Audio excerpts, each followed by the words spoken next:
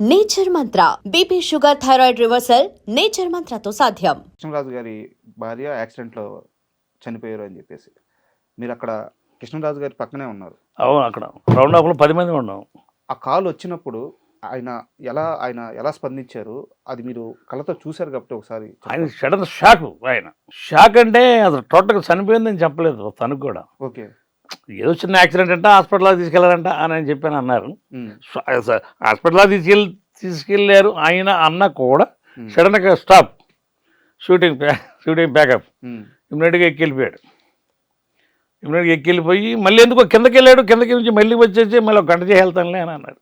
అంటే కింద హాస్పిటల్కి వెళ్ళారంట, ఏడ్చి వెళ్ళిందంట.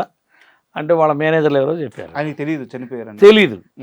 మళ్ళీ వచ్చి 1 గంట 2 గంటలు షూటింగ్ చేసాడు. షూటింగ్ చేసి అంటే ప్రొడ్యూసర్ లాస్ అవుతాడో ఏమనుకున్నారో మరి. మళ్ళీ వచ్చాడు, మళ్ళీ పైకి వచ్చి మళ్ళీ 1 గంట 2 గంటల దాకా చేసి సరికి నేను వెళ్తున్నాను, ఇంకా రేపు పెట్టుకోబాకండి, నేను అక్కడ రేపు అక్కడే ఉంటాను అని చెప్పని సాయంత్రం నైట్ ఫ్లైట్కి వెళ్ళిపోయాడు. వెళ్ళేటప్పటికి అక్కడ ఇది అయిపోయింది ఆవిడ. అంటే టోటల్గా ఆయన వెళ్ళాక మేమందరూ మేనేజర్లు ఏంటి అని అంటే చెప్పారు అప్పుడు మాకు అందరు మేనేజర్లు ఇలాగ చనిపోయింది, ఆవిడ యాక్సిడెంట్లో చనిపోయింది అని చెప్పాను. ఏదో బట్టల కోసం వెళ్తా బట్టలు తీసుకొని యాక్సిడెంట్ అయ్యింది అని చెప్పాను. ఎక్కడ జరిగింది యాక్సిడెంట్? చెన్నైలో. ఈ మధ్యకాలంలో వాళ్ళ పిల్లల్ని కలిశారట మీరు? కృష్ణరాజు గారి పిల్లల్ని కలిశారండి. మొన్న ఒక సినిమాతో కలిసాను వాళ్ళని. రెబల్ చేసేటప్పుడు చాలా ఇదిగా చేశాను ఆయనతో కూడా. రెబల్ అంటే ఈ కథ అయిపోయిన తర్వాత చేసాం. అప్పుడు కూడా ఆ రోజు నేను గుర్తు చేసాం సార్కి. సార్ ఆ రోజు నేను ఉన్నానండి. అవునా అన్నాడు. ఆయన మర్చిపోయి ఉంటాడు కదా. గుర్తు చేసిన ఆయనకి. నేను ఉన్నానండి అన్నా. ఓకేరా అని చెప్పి జాగ్రత్తగా బాగున్నారు, అందరు బాగున్నారు అలా అడిగాడు. మొన్న ఇతను రోషన్ చేశాడు సినిమా ఒకటి, ఏది శ్రీకాంత్ గారి అబ్బాయి. దాంట్లో కృష్ణరాజు గారి అమ్మాయి రెండో అమ్మాయి అనుకుంటా ఆర్ట్ డైరెక్టర్ చేస్తున్నారా ఏమో తెలియదు నాకు. ఓకే, ఆ సినిమాలో కలిసింది వాళ్ళ అమ్మాయి. తర్వాత ఇంకొక అమ్మాయి వచ్చి కూడా దాంట్లో అదే సినిమాలో కలిసాను. అందరికి చెప్పాను. వాళ్ళ నాన్నగారు నాకు తెలుసమ్మా, నాకు బాగా ఏ సినిమా ఫలానా సినిమాలు ఏమైనా చేశాను. చాలా హ్యాపీగా ఇది అయింది. ఆవిడ ఎలా ఉంటారు వాళ్ళు? బాగుంటారు పిల్లలు, మంచి కరుడు సంబంధంగా ఉంటారు. కొత్త పాత్ర ఆవిడ బాగా కదా. ఆవిడ ఒక ఆర్ట్ డైరెక్టర్ లాగా చీపురు తీసుకుని ఊడి చేస్తున్నది అప్పుడే ఆవిడ.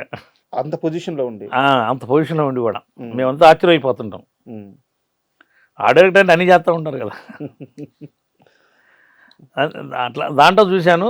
తర్వాత తను ఏదో చేసుకోబోయే ఆవిడ కూడా ఆర్ట్ డైరెక్టర్ అని చెప్పాను. ఓకే, తను అమ్మాయికి ఏదో మ్యారేజ్ ఏదో అవుతుంది. తను చేసుకోబోయేది కూడా ఆర్ట్ డైరెక్టర్ ఏమన్నా చేసుకుంటున్నది. ఓకే, తెలిసింది. ఇద్దరు కలిసి చేస్తున్నాను ఆ సినిమా. ఆర్ట్ డైరెక్టర్ తను కూడా ఉన్నాడు. ఇద్దరు కలిసి చేస్తున్నారు అనేది అని చెప్పని తెలిసింది నాకు. బాగా కళ్ళు సొంతంగా ఉంటారండి ఆడపిల్లలు, చాలా బాగుంటారు.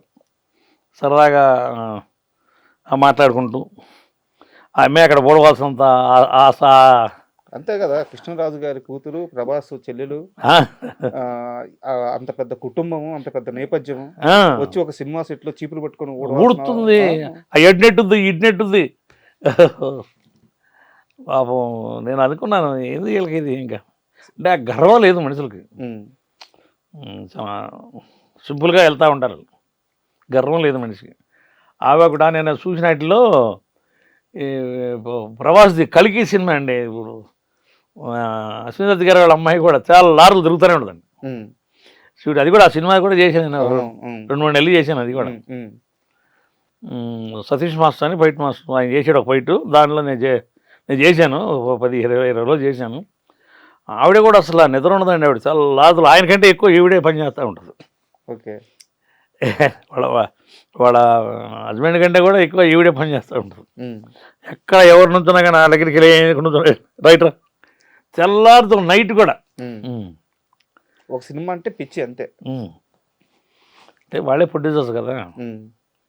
అశ్విని గారి అమ్మాయి ఒకటే అమ్మాయి అనుకుంటాను.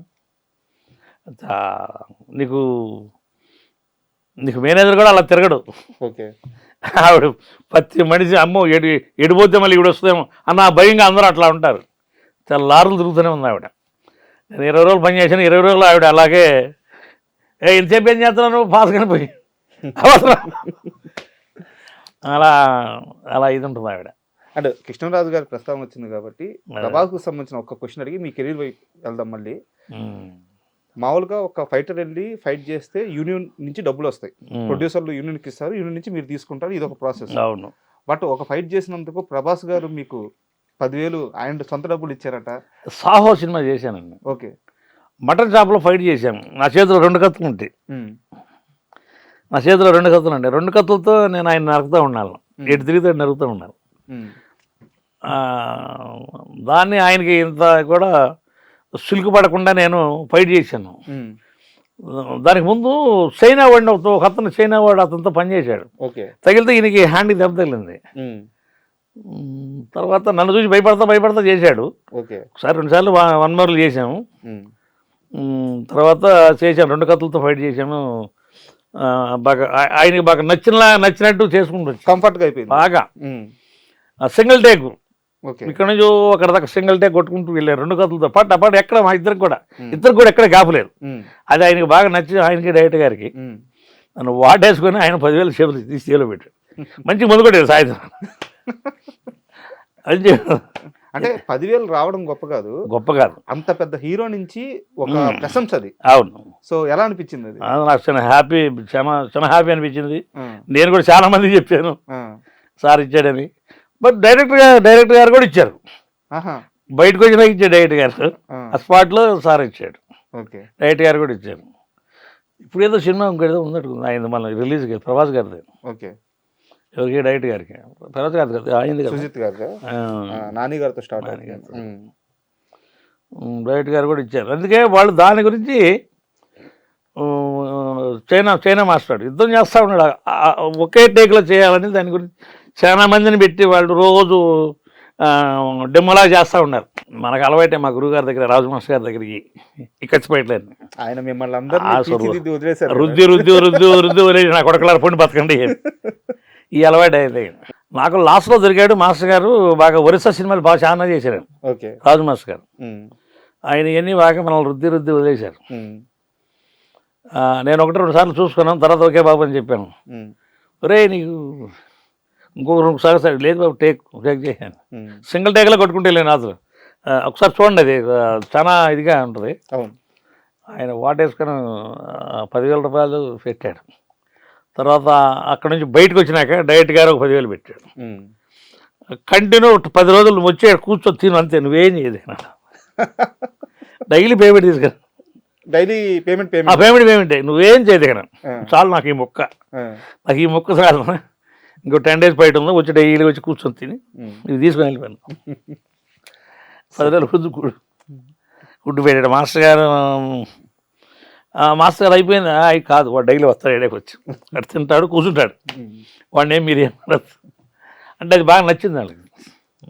ఇప్పుడు 36 ఏళ్ళ సినీ ప్రయాణం అంటే ఇండస్ట్రీలో చాలామంది మీకు సపోర్ట్ చేశారు, అండ్ మీ కష్టం మీరు పడ్డారు, బయటకు వచ్చారు, ఈరోజు సక్సెస్ అయ్యారు.